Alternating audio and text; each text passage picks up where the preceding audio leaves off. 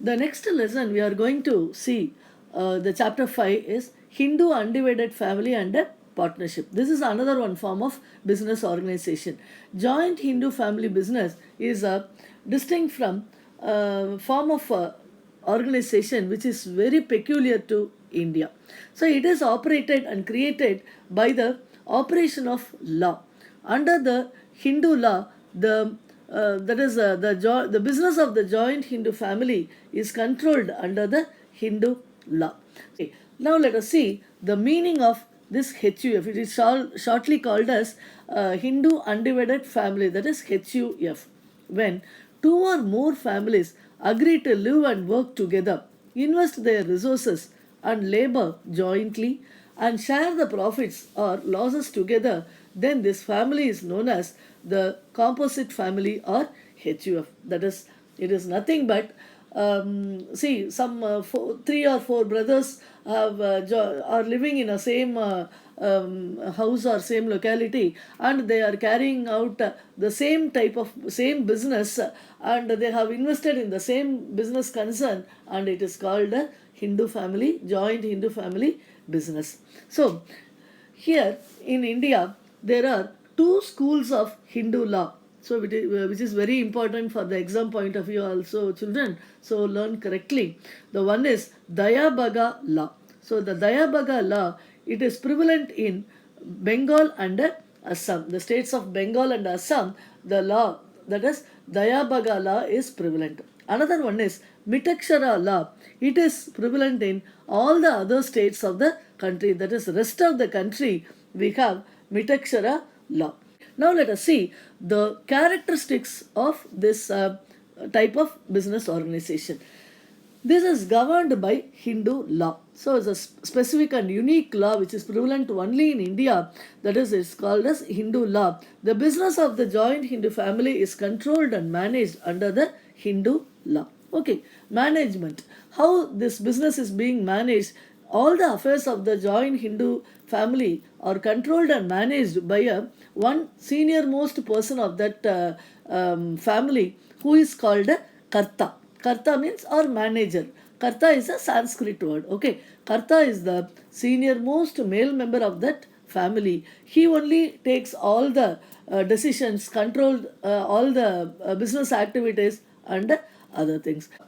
Then membership by birth. So how one gets membership in this family business means, if a child is born in their family, and he gets the membership of this business organization. No age limit or nothing is there.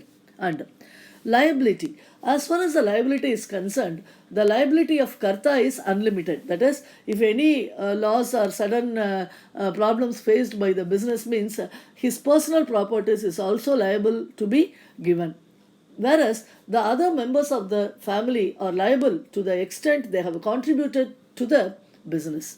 Next one is permanent existence. That is, the business will continue without any stagnation or whatever it is, by the death or lunacy or insolvency of a single person. If anything happens to one person, that doesn't matter, others will easily continue the business. Implied authority of Karta. He can enter into the contract for debts and pledge the property of the firm. Then minor is also a co-parsoner. As we discussed earlier, if a child is born to that family, he becomes a member of that business. So there's no age limit. Even a minor person is also a member of that business. Dissolution, the Hindu family business can be dissolved only at the will of all the family members, not exactly at the decision of one member or two members. So all must agree, then they can easily dissolve this type of business organization. Now let us move on to the next business form of organization, that is partnership. As you all know, children, partnership form of organization is an extension of the sole proprietorship, because there were so many hazards and hurdles in the sole proprietorship form of business, and to overcome all these flaws and shortcomings, this partnership is an next stage in the evolution of business organization. The persons who enter into the partnership are individually called partners, and organization is collectively known as firm. Then, according to the section 4 of the Partnership Act 1932, partnership is a relationship between persons who have agreed to share the profits of a business carried on by all, or any of them acting for all. Now, let us see the main characteristic of this partnership business. First one is contractual relationship. See, if two or more persons have joined together and to form a business means there may exist any agreement or contract among them to carry on the business smoothly regarding the that is capital investment and dividing the work among themselves and all the other things.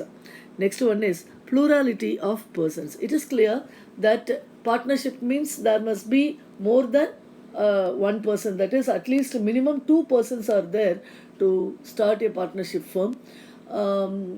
As far as the Partnership Act is concerned, minimum is 2, maximum is 10 in the banking business, and 20 in on all other business organizations.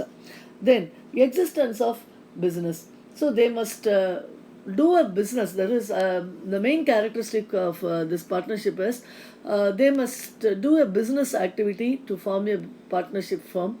That business should be legal and lawful. For example, some persons have joined together to do a charity work means that would not come under this partnership firm. Next one is sharing of profits. So it is obvious that if they are doing a business means the main objective of business is making profit. So they have to share the profits among themselves according to their agreement or according to their capital investment or work they have done to the business, whatever it is.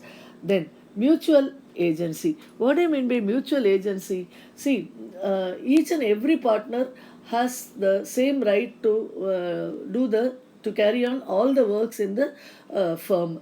So all the partners are mutually, they are the principal of that firm as well as the agent. As far as outsiders are concerned, each and every partner acts as a principal, and as far as others among themselves, they will act as an agent.